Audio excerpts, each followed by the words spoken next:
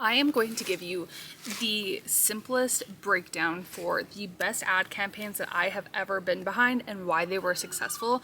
And I am not here to pitch you a perfect 3-part framework on ads or funnels or any of that kind of stuff, or the creatives, or if you use these 3 words. I want to tell you the energetics behind having these high cash launches. And one of them was this close. I'm a sliver close to being a 6-figure cash launch in 6 weeks. And we only spent $2,500 in ads. But I do want to take the time to say is this would be the framework. 2 sides. If we're doing the lead side, it's going to be a really good creative that paints a really clear picture towards the freebie that you are offering. Make sure you're collecting their name and email, and then have a really high nurturing, warm, welcome type of email campaign. I swear every time I do video content, my chickens they come up and they're like, "Mom, what are you doing, Mom?" Anywho, you're gonna hear them in the background. They're being, every time I pull up the camera, every time. It's like they want it on them. Okay, anywho, so as I was saying, the biggest component when it comes to having a successful campaign is having a high nurturing component, and that is the piece that everyone misses. Okay, I hear you. It is the piece that every single person that I've audited their ads have missed. They go straight from cold to buy from me, buy from me, buy from me, buy from me. They miss this entire in-between. And the reality is this in-between does not take very long. Depending on the business, depending on the offers that you're having, etc. Yes, that can differentiate. For this business, we did a 3-week nurture warm-up period, and then the remaining time was all closing sales cash quickly. So it is more time up front, but I guess in this case it was 50-50 upfront nurturing and gathering their cold leads, and the other 50% was just closing. And it was just such a beautiful, beautiful experience. The cost per lead within that campaign was around $3, and at one point in the campaign, which is amazing. And so we were able to bring in about $93,000 from that campaign, which I just think is amazing. And because it ran so freaking well, we ended up doing a second campaign, which we knew wasn't going to generate the same amount because we had just ran this offer to this audience, and there was an extremely high percentage of people who were our previous customers who were buying. But then also we had a really large list of people who were a cold audience buying, and it was from that awareness campaign that we had nurtured our audience with prior, like that I was mentioning.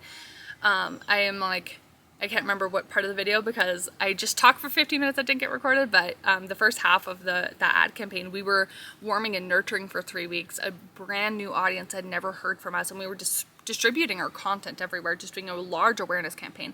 And we ended up retargeting those people with our sales, and that's what generated about $93,000, which was amazing from that one sales campaign. That doesn't include any other. It was chef's kiss amazing. Well, we reran that offer maybe 6 weeks to 2 months. Yeah, I would say that again, and we were able to generate about $27,000, which they were very happy with. And some of those customers repurchased, and it was amazing. Remember, the cost per lead for one of the people was like $5, and they placed like a $1,400 order, and I was like, oh, this is amazing. Obviously, that is not always the norm, and I share these glimmers of how amazing it was, but there was a lot of mindset work I had to do with these people because their previous ad strategist was not like me, and it was and I don't mean that in a rude way. I'm very community over competition. I have multiple friends who are ad strategists, and I ask them questions, they ask me questions, we consult with each other, and that's wonderful. But I've never seen a 0.00001% click-through rate in my entire life until I looked behind the scenes. And I'm not judging them for that one vanity metric. I am judging them for the entirety of how their campaigns performed and the results, and also the amount that they were charging, just to be completely frank and honest. And so yeah, that was something that just really interests me, I guess you could say. So for them, I had to do some mindset work with them, and hey, I got your back. And I think the reason that these perform well is these 3 things. They didn't micromanage me into mediocrity. A lot of people, when they outsource, they micromanage until they're at the point of mediocrity, and then they're upset with how their investment has gone. But they've just sat there and micromanaged that poor person into anxiety and mediocrity. And I can't tell you how many times I've had to actually fire a client or cancel a contract due to that. And it's not because they're doing their due diligence, which is a completely different thing. It is literally micromanaging. And the second thing is there was a lot of trust. Up until this point, I'd worked with them for several months. I had done all of their content. I worked with them on multiple different other accounts, if you will, and we've built up a lot of trust for me to handle that type of money. Now, I've worked with people where we have a multiple six-figure per month ad budget alone. That looks entirely different than what I'm talking about here. I'm talking about here is the, like, yes, $2,000, and we brought in $90-some thousand. That was incredible. But it came from the fact we had a lot of trust being built, and you know, using their ads, their precious money, their precious business money was amazing. So there was a lot of trust, and they didn't micromanage me, and they really trusted my process, which obviously played out. We made over 6 figures in a quarter from my ad strategy. And I think the third thing was consistency. I was the copywriting behind all of the funnels. We had an incredible funnels support woman. If you want her information, just let me know.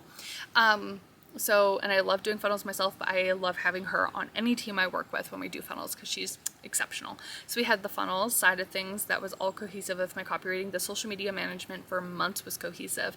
And then the ads everything was cohesive within, it was like the golden thread between everything because I was the copywriter on all of these projects. And it just made a world of a difference. I talked about I'm blanking on the exact title, but it's why ads don't work. Ads won't fix your messy business. And it's for the reason that people think that just by putting more money into something, it's going to work, which is like a really weird money mindset, because I believe, like, there's 2 books. I actually pulled it up here. This is a book. I always mess it up. A Happy Pocket Full of Money. This is my like current listen. I've been listening to it the second time. It is amazing. And Amanda Francis's Rich as Fuck book. Absolutely amazing. I love that for money mindset.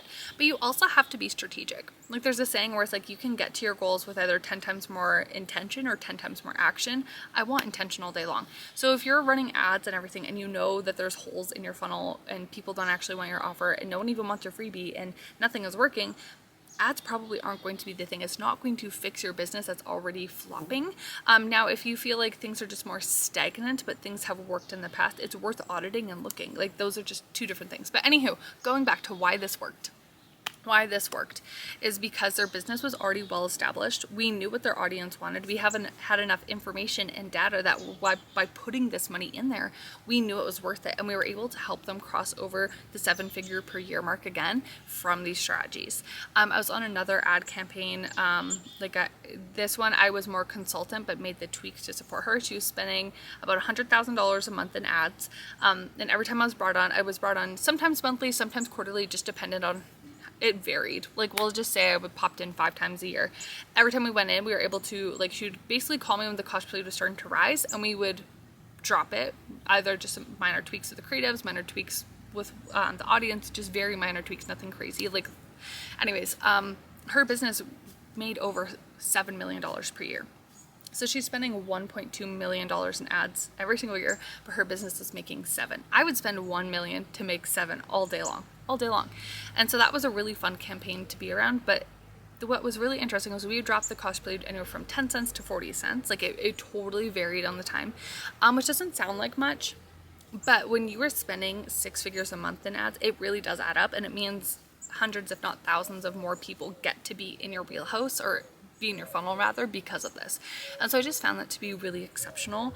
Just some of these campaigns where it's like, you know, the most consistent thing about being both of these businesses, the first example and the second, they're 7-figure businesses. The second one I'm talking about, I think she's crossing over into 8 figures per year now.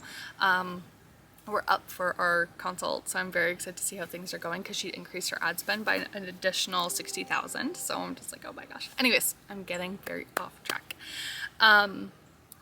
The most consistent thing I will say is because they're not afraid to pour into where it's working and have that analytical mind without shaming themselves. Like, when something doesn't work, it doesn't mean you're a bad person or a bad business owner or bad at anything, or bad at managing money, or bad at like, that's not what it means. It means that there is a gap that we need to pay attention to.